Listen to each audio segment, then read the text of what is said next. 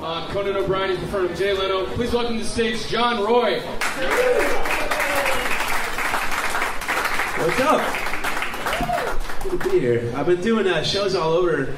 It's going to be in Seattle. I was doing shows last week in the state of Oregon, which, except for the city of Portland, is pretty much just Alabama in the rain.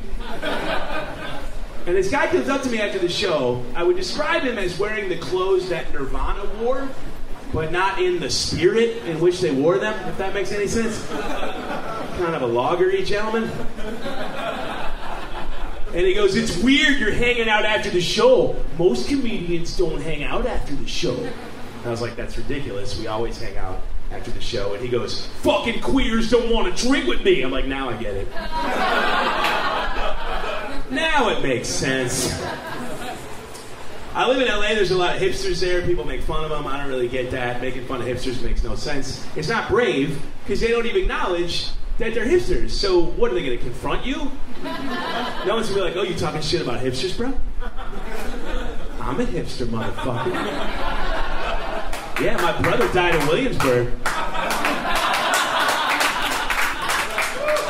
Yeah, you talking shit about she and him? You don't like Zoe. You don't like me, son. I was having some Newcastles with a buddy of mine. We plowed through about 5 or 6 of them. We thought it was time to maybe take a stab at the whole racism issue. We were both white. I don't know what the fuck we thought we were going to add to the conversation. But his theory, he goes, "Look, man, not every racist is as bad as the worst racist. Like, you know, some racists really hate everyone. Some of them, maybe it's just like an attitude from like, and the only people with this theory are people that are trying to find some system of morality where their Irish grandma Peg can count as not a horrible human being." And I was like, "Sorry, dude, you already told me the story. She let your black friend come over, but then she threw away his drinking glass." Like, no, she sucks. She's terrible. It's not, no. Like, there's not different kinds of racists. It's not like there's levels like in Super Mario Brothers, you fight the bigger monsters later. Like, if there's anything, there's two. There's racists with mustaches, and there's racists without mustaches. Those are the two kinds. And they're just as racist. They just express it differently. Like, mustache racists are bold. They're like, "Get out of my town!" Whereas racists without mustaches are more like, "I don't know if we should hire Kevin." I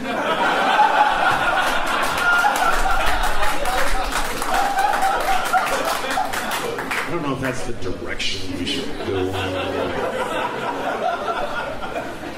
I smoke a lot of pot, too much, but I have a problem. But I'm not going to quit. I don't think I am anyway. But I'm also not going to pretend like it has no bad effects at all. You know, those guys who are like, "Oh no, it's totally medicinal. It's just sent here to heal us by the Thunder Spirit."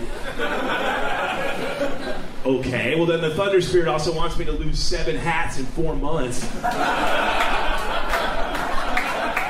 And he loves it when the corn checks box goes right in the fridge. That's big.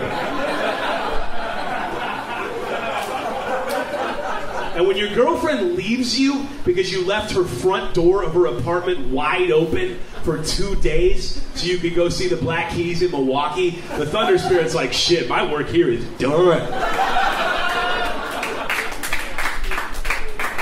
Now, there are some things that pot legitimately does not do. Pot has never made me violent. Pot has never made me nauseous. But it did make me play bass in a jam band for 5 years, so I thought we were going to make it.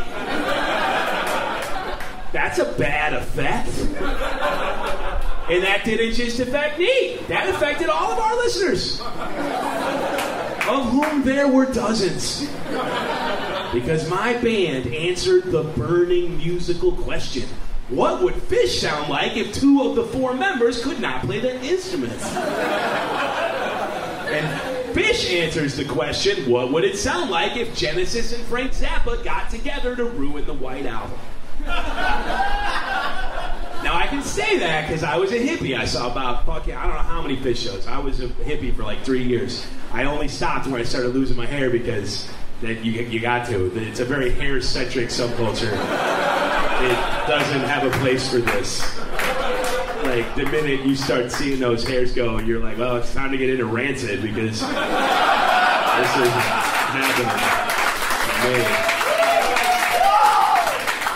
I can prove that the brain cannot even conceive of a bald hippie. Like, we don't even have it. And I'll prove it, because we don't think of Hunter Thompson as a hippie. Even though he wrote Fear and Loathing in Las Vegas, he did acid in San Francisco, he lived with the Merry Pranksters, but he was bald, so we just think of him as like a weirdo. Like, we don't have a place for that, you know? And finally, I want to talk about one more thing before I go. You guys have been really cool to have me here, so I'm just going to tell you one more story I've got here. Got a lot of other great comics coming up. So this one, when I was a hippie, there was this one guy on the hippie circuit that everybody hated, and that was the trust fund hippie. Everyone was like, fuck that guy. He's just blowing his father's money. What an asshole. And it's not only on the hippie circuit that you find the trust fund kids. He's following Skrillex around Europe right now. He's taking improv classes in New York. The trust fund kids everywhere.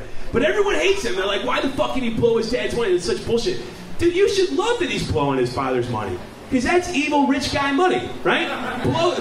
Spend it on burritos instead of toxic assets and credit default swaps that can destroy your father's pension fund, right? Because he's got evil rich guy DNA. That's the best. Burritos is the best thing that money will ever be spent on, right? So let's whittle that fortune down to where it can't hurt us anymore when his hippie shit goes away, when he snaps back into focus and he forgets his distraction, puts on his suit, works for his father's investment firm, and starts ruining America. If you know a trust fund hippie, send him a box of drugs tomorrow. We need to keep him out there distracted before he can do any damage. Think of where this country might be, which is 5 more years of George W. Bush still on the party circuit, right? He couldn't have invaded Iraq. The worst he could have done is like fuck up the Texas Rangers for like 2 more seasons, you know?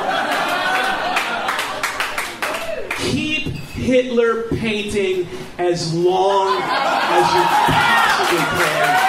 Good night, Seattle.